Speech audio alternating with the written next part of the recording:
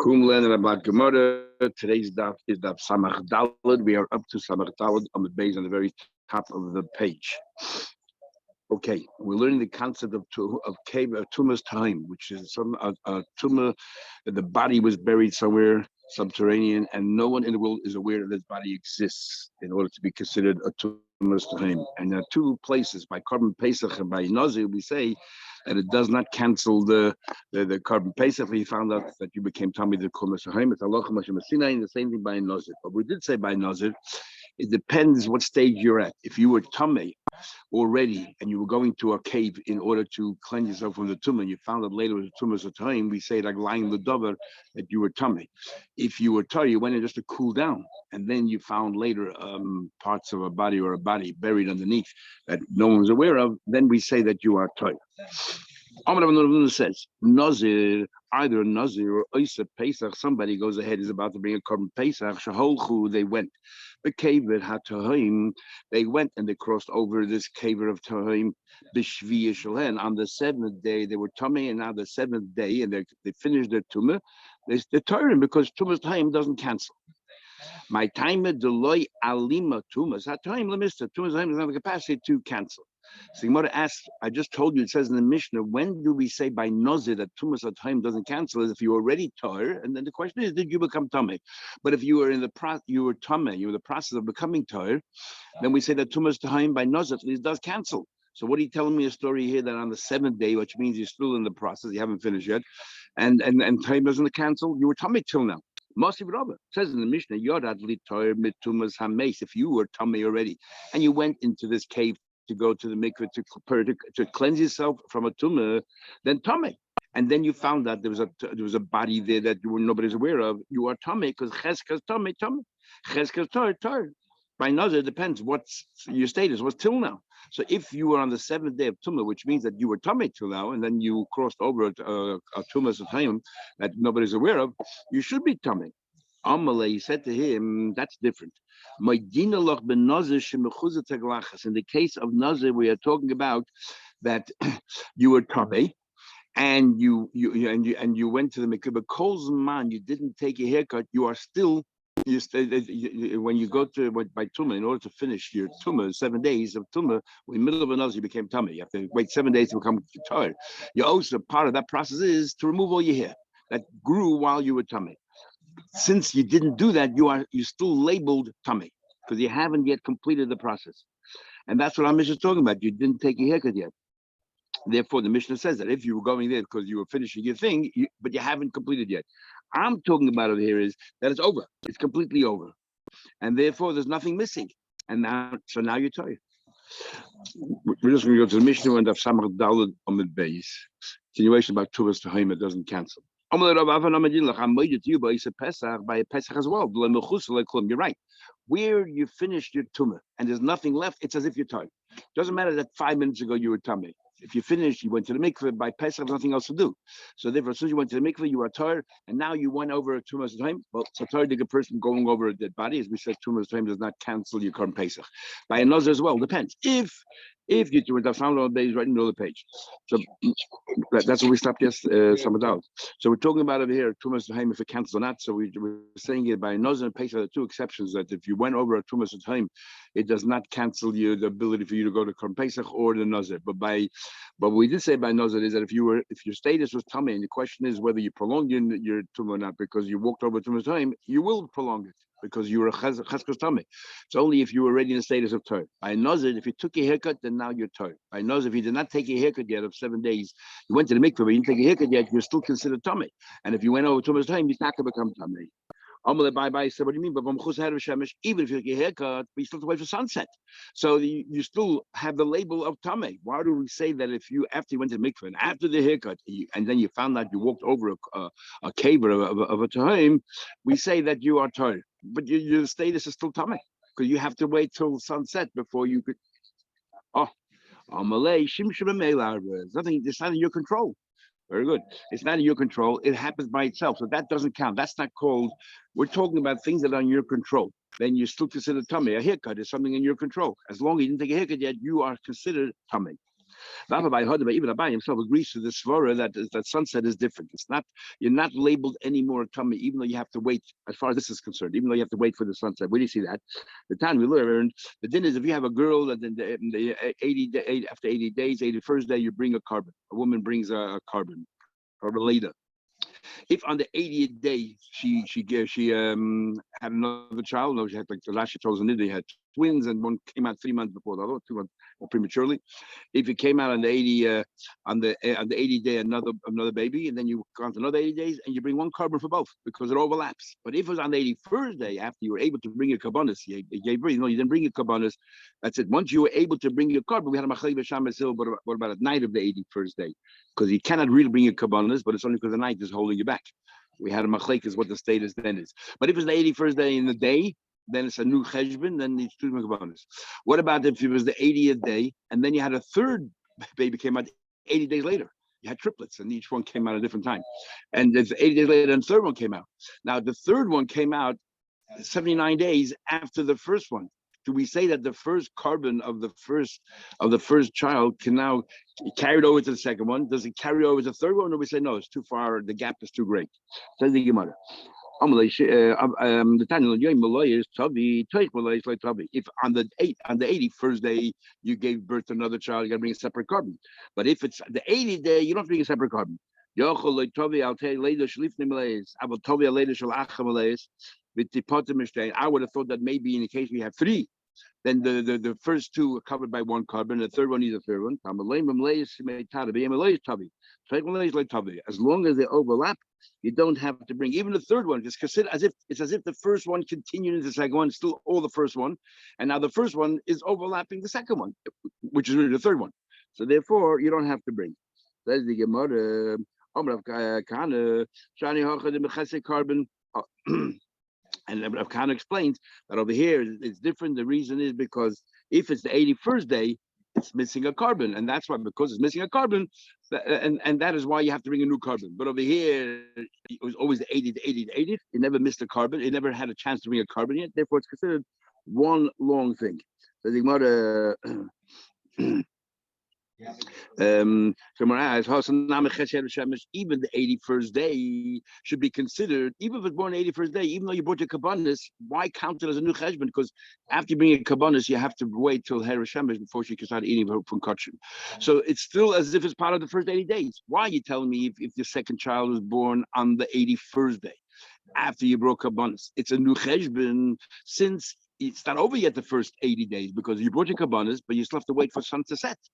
So therefore, it's still part of the 80 days, even though it's the 81st day. So if you give birth in that afternoon, it should be considered as if it's an overlap and it's one long cheshbon. Why do you tell me if you brought it after on the 81st day? That's it. It's a new cheshbon. You have to bring a separate carbon. Abai one answered, that's not called part of the same status because there's nothing you can do about that. So we see Abai himself accepted that svara. Mishnah. Now that we mentioned the concept of raglayim l'davar, we said if you were tummy till now and you found the tumas time, we'll say tummy. If you were tired and you went to the cave just to cool down, it was very hot outside, and then you found the cave and say you're tired because raglayim l'davar, there's legs to this. So we're going to bring 3 different cases that have nothing to do with Nazir, believe it or not, but they have to do with the raglayim l'davar. Case number 1. If you found now there's a thing called if a mace was put down somewhere temporarily, you could always then reinter this mace to a proper basic quarters, to the family, whatever. If a mace was put there permanently, it's called konos mekaymer. The mace is always konos mekaymer. And if you want to remove it, you can remove it because it's a single mace, but you have to take all the dirt around it as well because parts of the body dissolved when it's a thing. So it's called tfusasai. It grabs a hold of. So you have to take all that sand with it as well. If there are 3 kavarim within a certain space with each other, it's called a basic quarters, and you're not allowed to remove them.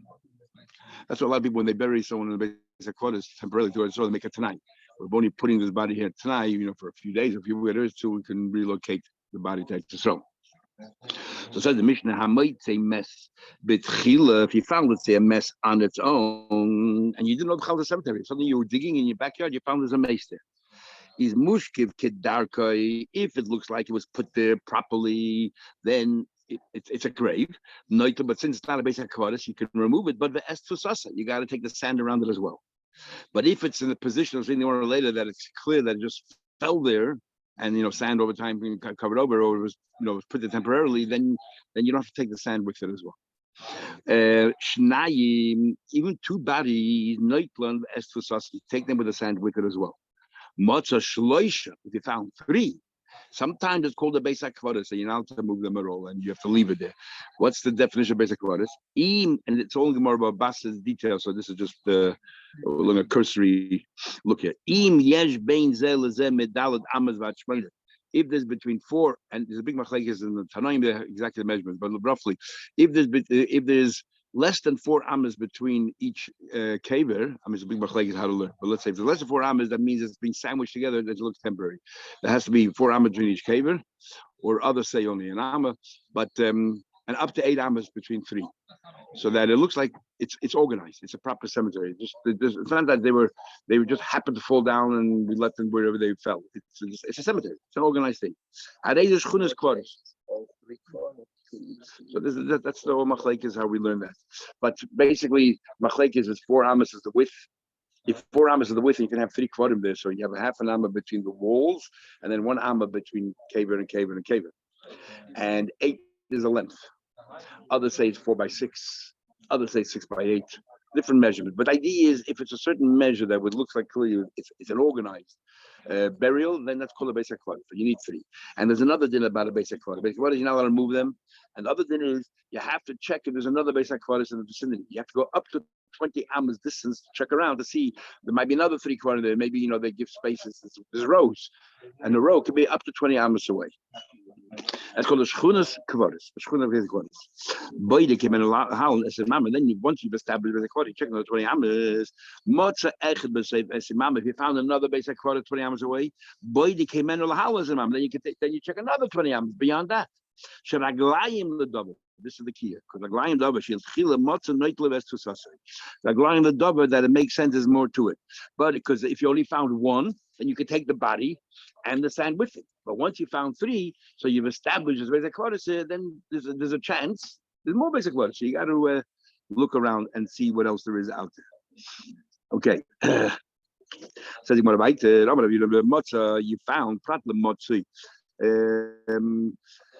What do you call it? If you knew about it beforehand, to matzah means you had no idea, you had no inkling this was. But if it was, let's say, if you knew about it, that's a different story then. Yeah. What do you mean? If you knew there was 1 cave there, you don't have to bother, seeing whether there's a basic kvaris. You can take the body and the tfusa with it. Okay, so my further.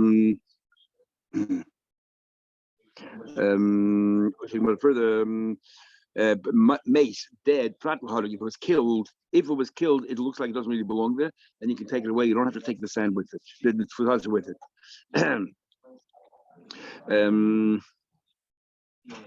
even if you found 3 bodies there, you don't treat it like a cemetery. You just take them. If it's 3, but you take them and the sand with it. Others say you don't take the sand with it. Mushkav lying, pratli yoshev. If it's sitting, it's not a Yiddish way of burying. It must be a goy. Kedarkai. I guess they used to bury them sitting. Kedarkai and the normal, it says in the Mishnah, Mushkiv kedarkai, when we normal way, is pratli shalosh. Wouldn't be yaakov. We're sitting in the head between the knees. Then it's not a Yiddish way of burying either, and you can assume it's a goy. What do you call it? Or it just fell down there, and therefore again you can take it the body and machlik will take the sample or not. So you want to write a mace if a mace is missing a part of his body, ain't like tfusa, does not have the din of tfusa. You found 3 bodies, and 2 of them are whole intact, and 1 of them is missing limbs. You say it's not a cemetery. Tay says he has no idea why not, unless it's halacha Moshe Messinai. My time alone. We say maybe it's a guy. It's not a normal way to be buried sitting and all that, and maybe it's a guy. Because he don't bury this way. You found 2 people with the head to the feet, and the head to the feet. The other one was not buried side by side, head in the same direction. They have no fusa, no shur covers, because we're going to say They're not Yiddish a thing. Yidden don't bury this way. Motzah Shaloisha, you found three. What happened? You found three. One head is this way and one head is this way. Exactly. Yeah. Exactly. Motzah Shaloisha, you found three bodies. Echad, one that we knew about. And two of them, this is the first time you became aware there was more bodies there. All the way around. You knew there were two bodies there, so there's no cemetery there. And sorry, there were two that you just found, and two that you knew about. They don't join together. Oh, that three bodies now. Let's say that what? That there's a quarter. There's machlekes in the addition. England fusa, yes, fusa. Why England fusa? We said before that if you know about it, they should be tefusa. You take them with the sand. The Eilam Chud covers, and you don't. It's not considered a cemetery. Ma'aser Rabbi Sheva of Shabbodik, he was searching he found two that he was aware of, and then when he was thinking he wanted to remove them, he found there's a third body there. He wanted to establish a cemetery, now move the bodies and leave them there. All the horavanya, all the work that you're putting in is for waste, for naught. You're doing.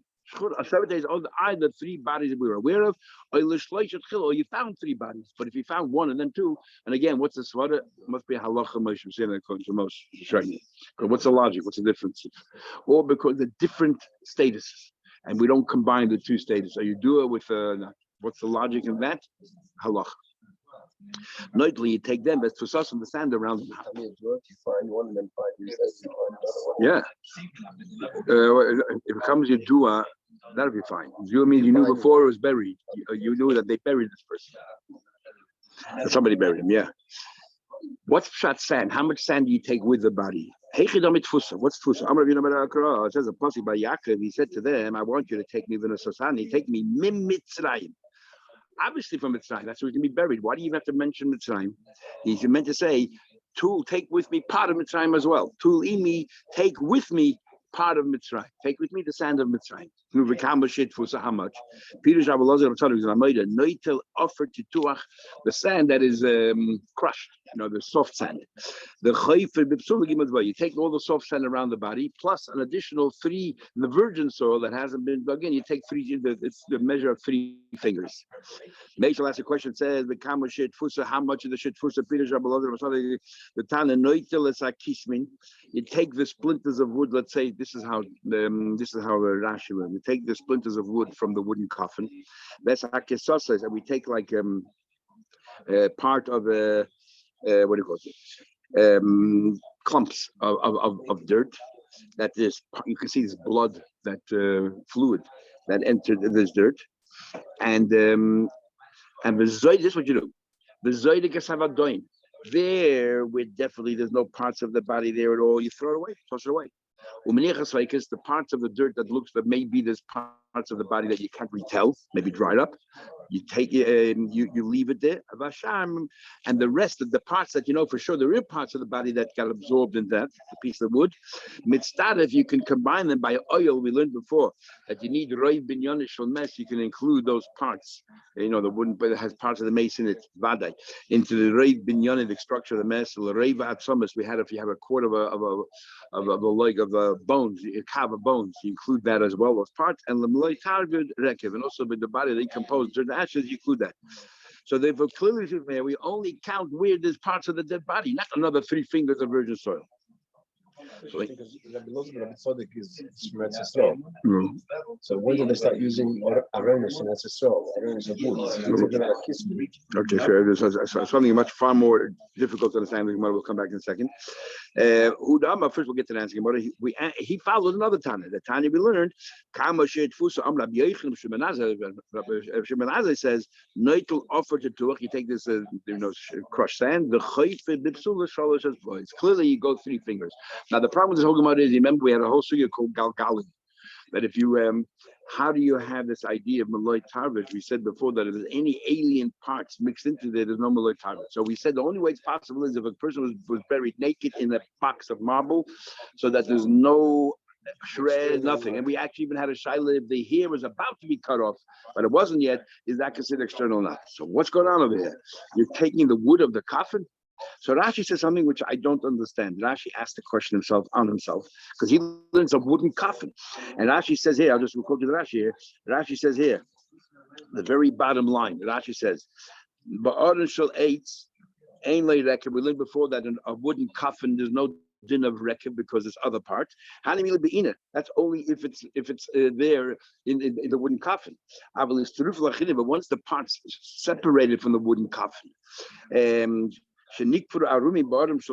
other words, this body was buried naked in a marble coffin, and somehow another parts of this of a wooden coffin, which maybe was there originally, got mixed in there mitzvah. What is going on there? I don't know. And what's the difference? Tosfos learns he's talking about he was buried in a marble. Now this is even harder to understand. Tosfos was buried in a marble coffin. If you look at Tosfos in the beginning,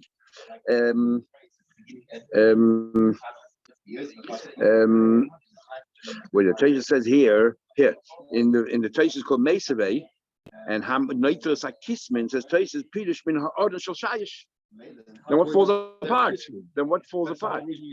Exactly, there are parts. Shenichtis, it got crushed somehow. Parts of marble got crushed, but the whole idea of marble is that it doesn't absorb, it doesn't, nothing goes there, nothing rots. And Tosfos himself doesn't understand. It's a galgal, and he remains with the question. Difficult Gemara to understand. Let's continue. Boy, they came in. He checked from there. It says the Gemara. What happens? You check. You found only one body, so you took it away. Then you checked afterwards again, or you happen to come across another body, and you took it away because you're allowed to. Single bodies you're allowed to take away with the sand. And then you found a third one. And retrospectively, you realize suddenly there was a Beis HaKvaros here.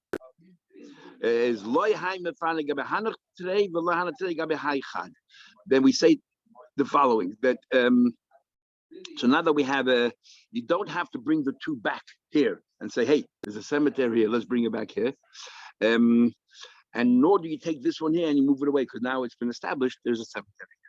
You don't take anything back. It wasn't within the radius that you had to search. It was. But you didn't. When you have one, you don't have no chuyif. You don't have to chuyif. Find one because you weren't aware there was ever a body here in the first place. You can have another version. Once you gave each individual shus and it was done the right way, now all you have is one left. Not only you don't bring the two back to the one, but you're allowed to take the third one and move it away as well. Because when you move the first two, it was beheter. At least the third one, leave it here because or maybe even bring back the other two. An excuse. Much of they found with Tidisrael. We don't want to create more cemeteries. We don't want to create more tour. So if you can clear the area already, then do so. Because we want Israel to be tar. But let's say you went and you checked 20 amas. Let's say we said before you have to check 20. You found a cemetery, you got to check 20 amas. So you went to the north side, 20 amas, and you found nothing there. Of course, this is one version of the Gemara's question. Do you have to check out all other directions, or one direction is good enough? Can we assume that because in this direction is nothing, neither there are all the other directions? Will say that the original what you found is the cemetery, and that's it. You don't have to worry anymore. My time, Rish Lakish says that as well. We don't want to look for more cemeteries. You did the din, you looked in the north side, for example, and there's nothing there. That's it. Don't check, don't worry. And let's assume there's nothing on the west, nothing on the east, nothing on the south. And therefore, we're trying to limit the tumah in Eretz to make it easier for Kohen and everybody to walk around. Okay, next case of Reglaim. Next Mishnah, Kol Sofik Megoyim B'tchila. If you ever have a Sofik of something leprosy or not, then if we don't know, we leave it tight. Ad Shalei Niska Tum Kozman, we didn't yet establish that this mitzvah is mitzvah, and we have a Sofik whether it's tamei or not. We'll say it's tight. Mishnah Niska Tum. Once they're tamei, now the question is whether they became tight or not. Then it's fake tamei. And it's a Sofik again, because Raglayim Ledavar. This go back to the rule Raglayim Ledavar. That probably. If it was Tamei Charas till now, we'll say it's Tamei. So anyone, how do you know that? I mean, the pasuk clearly by Charas, it says, what should the Kohen do? These are the laws of Charas. So first the Torah says, let's try to make it Torah, and then afterwards it says Tamei. So the Gemara, Hoyel pasuk hakasa, but because the pasuk starts off first with Tara, means you try to make it Torah. The Gemara has a question. If it was tired till now, and you have a suffix, we have a general rule. Whenever there's a suffix, you go after the status quo. I need a pasuk to tell me the tarek. Obviously, the pasuk giving you a chiddush. That maybe that even though it's tummy till now, and you have a suffix, let's do the tarek first. So the chayda, even if it was tummy, according to your pasuk, we should say that we don't know, make it tired. This what he says about the tarek, don't do it on Mishnah. And don't do it on Mishnah. You're right. Don't do the pasuk. Our Mishnah. You're right. General rule.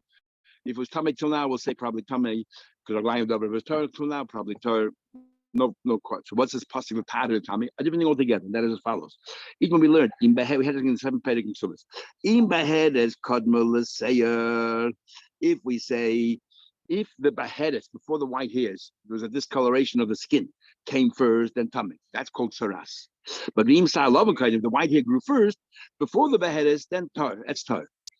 What about suffix? You don't know which came first, the white hairs or the skin discoloration. So according to Tanakama, Tamei. And Rabbi Shua says Kia. Kia normally is weaker. What does that mean? My Kia, okay. Omar Yehuda Kia v'Tar. It's weaker and therefore it is Tar. If so, what's the machlekes Tanakama and Rabbi Shua? Tanakama says it's a suffix Tar. Rabbi Shua says no, definitely it's Tar. Says Gemara, how do you know Kia means Tar? But Dilma Kia v'Tamei. Rabbi Shua meant that Kia and it is Tamei. It's weak, but what does weak mean? We always try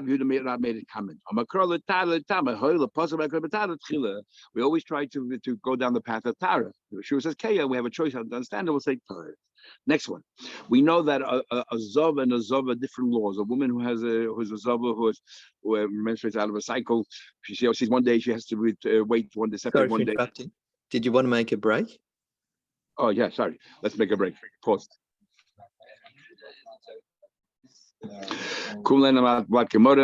Today is Wednesday of Samach Hey. We're up to Samach Hey Amid Beis by the Mishnah, and we're continuing the subject of Raglayim Davar. There are legs to it, and probably this is the situation. So we know that by a woman's Zava, the first time she sees, she separates one day. If she sees 2 days, she separates. But if she sees 3 consecutive days, then she's tamei. And 7 days, she has to make sure that there's 7 nikim, that she doesn't see any dam. By a male zav, it doesn't matter if it's 3 days or the same day. By a male zav, if he sees 2 times, he's already tamei for 7 days. If he sees 3 times, then you got to bring his kabbalah. Now, another difference in a male and female is by a male, if the reason why he has an emission is because he did something, go quickly, next mission. If he did something wrong, if he did something, he jumped or whatever it is, if there's a cause, if it's an einus, it says mipsare naturally, but if there's an einus, he's not tummy. By women, we don't care why she's menstruating. She menstruates. There's no such thing as an einus. So we check out every zav, what's the cause? Cups of Ross or that sort of thing. That's yeah, but cups of Ross is different. Yeah, that's right. But even cups of Ross have the same thing as here. We're talking about if you ate food and the food brought it on you. Yeah. So cups is different. Food, Mr. Drink, these kind of things. He ate something caused it to happen. Drank. The masa, he carried something in that caused it to happen. Big pizza jumping. Uve choyle, a sickness. Uve made, he saw something he shouldn't see. According to Rashi, he saw a demon. According to Taisus, he saw women. Ubehider, or he didn't see anything, but he was thinking about this. He caused the mission. But so therefore, mission niskis leziva. So the chatchila, we say, let's see if it's a or not. But once, let's say he saw twice. Once he saw twice. Then eight bonus. It's either a third, and then he saw a third time. We don't say, oh, let's see what caused the third time. It doesn't matter. Raglayim ledavar. If you already saw twice, and then you saw a third time, raglayim, it's a continuation of what you saw before. We don't have to check you again to see whether it's your fault or not. Raglayim ledavar. Sorry. Oinsight. So what happens if he was forced? Or sfeika suffix shich or something if this is a zav, or shich v'zare. There was shich v'zare. They will see more what that means. Tameim. In all these cases, once you already a zav twice, and now it's the question of shich v'zare, we'll say probably the zav as well, as we'll see. Case number 3, hamaket chaveda. You hit your friend. And then the doctor said this friend is not going to make it. Then and suddenly he recovered. And but a few days later, once again he fell back into sickness and he relapses and he died. Chayiv. Obviously, it's for you caused it. Once he got better, the glaim is that whatever you did is gone. Whatever happens now is something new. It's not your fault. First of all, how do you know that you check for Einstein? That we know, it says the possible twice. That the first 2 times we want to make sure it comes to him naturally.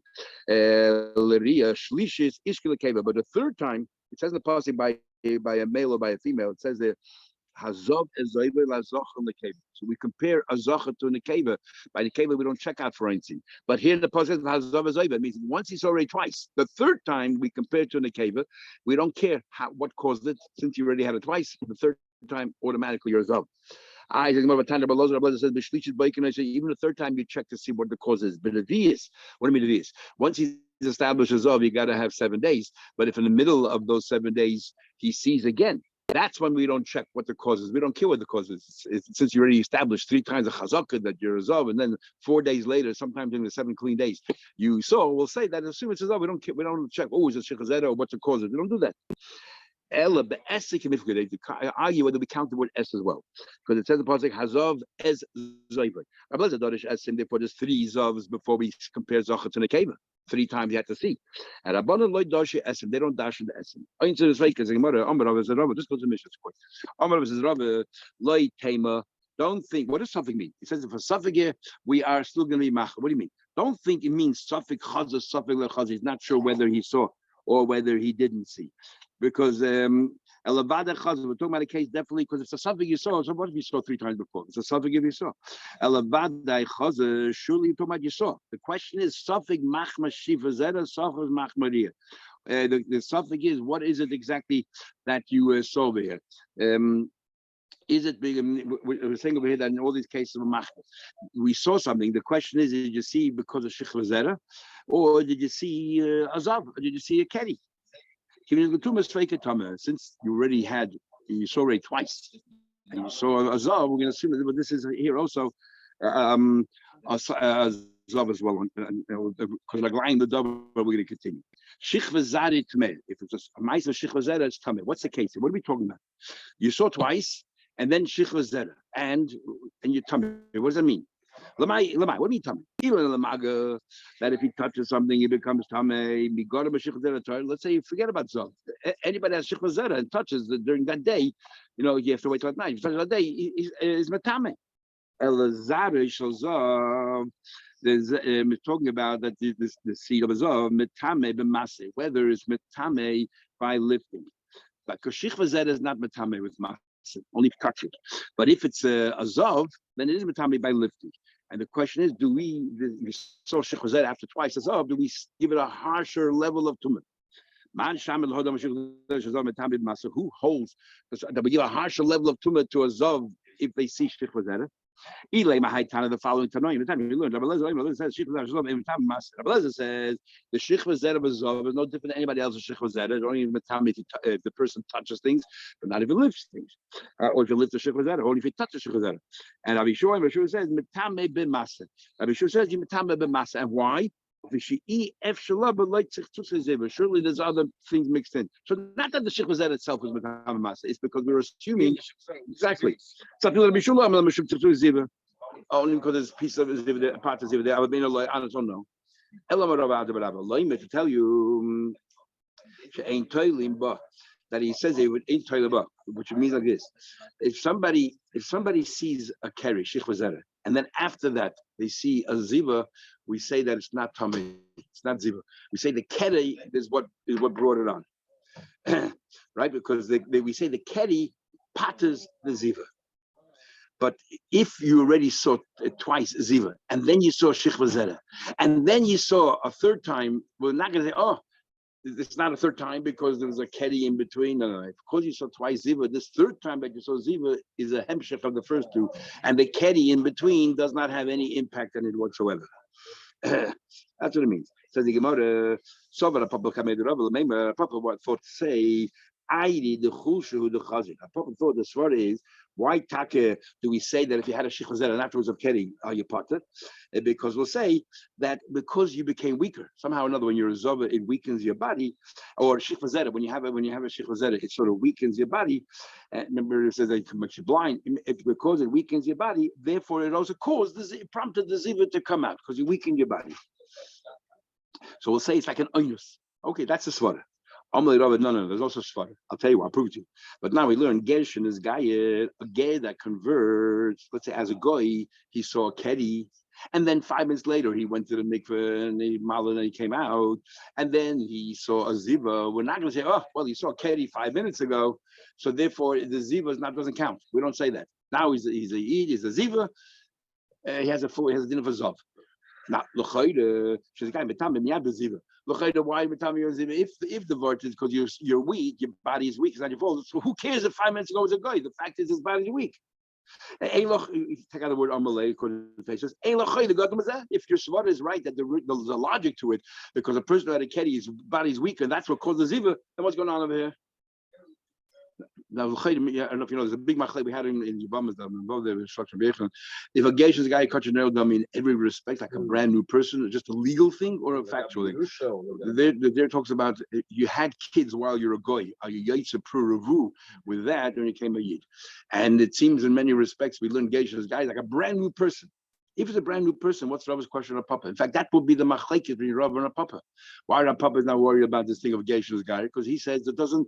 The word over here, he took a week, but he's a new person. He didn't live before. Geish's guy kicked cotton to know them. It's a brand new person. So that has no bearing. But Rav clearly says yes, it does, because he holds even though legally it's a new person, but not factually. Factually speaking, it's a continuation of his life, and therefore, if he's weak, he's weak. Interesting machlekes. I've never seen anybody bring this down, but this is the only way you can understand the machlekes of Rav and a Papa, and especially according to Rashi's version, a Papa answers back Rav. So it's actually mamash machlekes between Rav and a Papa. In our version, it could be Rav is answering the Papa and a Papa conceit, but the way Rashi's gear says amalei, I mean, there's a machlekes between Rav and a Papa. It says weiter ella tonight. It's actually machlekes tonight. Finally, we learned shichva zera shel zov. Let's go back to the original thing we said, that a shichva zera generally is not metame b'masa, but in this case, if you're already a zov 2 days in a row, and then you have shichva zera, it will be metame b'masa. Not because there are parts of shichva ziva in there, but because shichva zera itself becomes harsher, stricter. And who says that? Because here's the following brayse: shichva zera metame b'masa kol meis less metame b'masa than 24 hours. It says clearly right here. And Rabbi Yossi says yoymay, the day. So they all agree that the shichva zera of a zov is metame b'masa. The only machlekes is how long. Period. Day or just day and night. The Mike, what's the crux of the argument?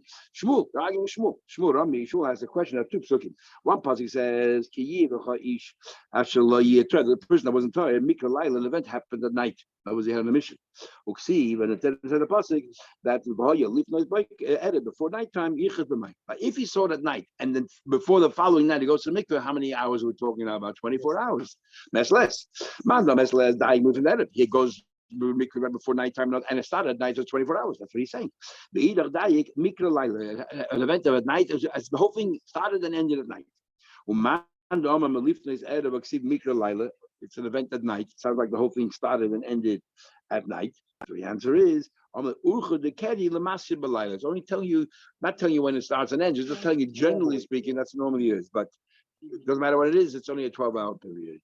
Tomorrow, we will finish the